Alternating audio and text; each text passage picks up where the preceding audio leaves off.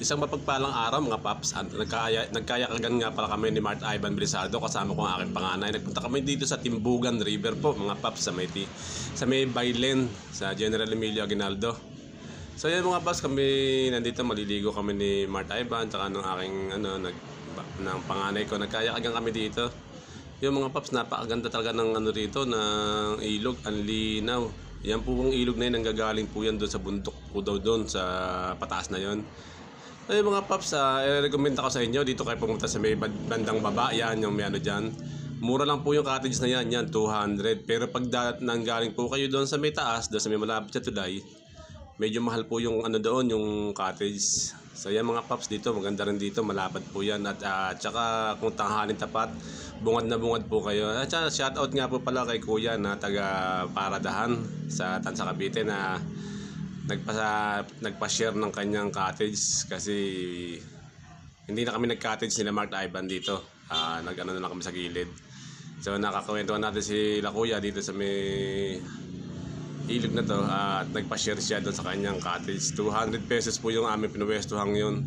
Kaya doon po kayo pupunta. So mga paps, eto dito yun yung sa may tulay na. Malalim po dyan mga paps. Diyan sa gilid na yan, lalim dyan no. Nangalay ako sa paglangoy ko dito sa parting to. Yan dyan, malalim po dyan mga paps. Wala pong mababaw dyan. Tapos dito yan, nag-i-enjoy po pati si Mart Ivan at panganay ko, nagpadulas din sila dyan eh. Hinarangan nila yung para tumaas yung tubig doon. Kaya umaapaw sa kalsada yung tubig. Yan dyan mga paps, sa ilalim dyan, kami dyan. Lumusot kami sa ilalim. So mga paps, libre po yung entrance dito, wala pong bayad, cottage lang po babayaran nyo at saka yung parking dito sa taas. So yan mga paps, dyan kami nag-park, 30 pesos po binayaran namin dyan, motor po mga paps.